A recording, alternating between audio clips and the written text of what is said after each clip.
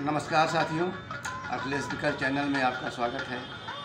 आज की बात अपनी भाषा के महत्व से संबंधित है। अपनी भाषा से हम अपनी सभ्यता, अपनी संस्कृति से जुड़ते हैं, अपने संस्कार से जुड़ते हैं, अपनी ज़मीन से जुड़ते हैं। अपनी भाषा से कटा हुआ आदमी अपनी सभ्यता से कट जाता है, अपने संस्कृति से कट जाता है और अपनी ज़मीन के प्रति उसमें कोई लगाव का भाव नहीं होता। इसी नाते आज हम अपने देश में देख सकते हैं कि अपने सच्चे मायने में देश से जुड़े हुए लोग, देशभक्त लोग गिने चुने मिलते हैं।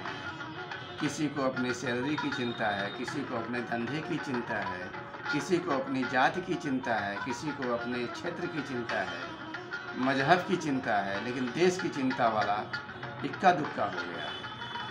कारण यही है कि हमारे देश की आज एक भाषा नहीं है। इस पर एक गुलामी की भाषा का, एक दूसरे देश की भाषा का वर्चस्व है, जिसमें उद्योग से लेके, व्यवसाय से लेके, नौकरी से लेके, मान सम्मान से लेके सारी चीज़ें आरोपित कर दी गई हैं।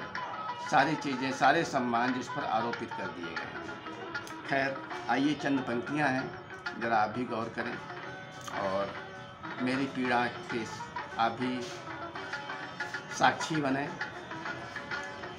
सहानुभूति रखें और इस कविता को आगे बढ़ाने में, अपना समर्थन देने में सहयोग प्रदान करें।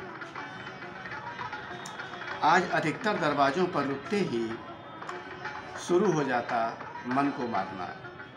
आज अधिकतर दरवाज़ों पर रुकते ही शुरू हो जाता मन को मारना। विदेशी भाषा में नाम पट्टिका, मन पर झटका। बच्चों में विदेशी पना, मुश्किल हो जाता बैठना। बातें आपकी न अपनी ज़मीन की, न अपने आकाश की। बातें आपकी न अपनी ज़मीन की, न अपने आकाश की। इसी तरह के घरों से निकलते, यूं निकलते जो बेगानी जगहों से निकले। यूं निकलते जो बेगानी जगहों से निकले। सिमटते जाते दायरे अपनों के, सिमटते जाते दायरे अपनों के। जो अपनी भाषा छोड़ चुके, वो अपनी ज़मीन छोड़ चुके, फिर वो किसके, फिर वो कितने हमारे।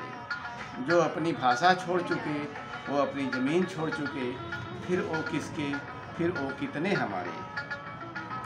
ऐसे तनावों से हर वक्त गुज़रते गुज़रते, ऐसे तनावों से हर वक्त गुज़रते गुज़रते संतोष बस एक बात का कि भले ही बाहर हुआ मैं कामयाबों की भीड़ से, भले ही बाहर हुआ मैं कामयाबों की भीड़ से, किंतु मैं आज भी आदमी, कुछ कुछ जिंदा आदमी सा।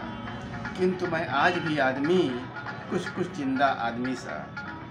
जो साफ साफ देख सकता है, अपनी ज़मीन, अपने आकाश को समझ सकता है। जो साफ साफ देख सकता है, अपनी ज़मीन, अपने आकाश को समझ सकता है। धन्यवाद, नमस्कार, फिर मिलेंगे। शुभ दिन, शुभ दोपहर।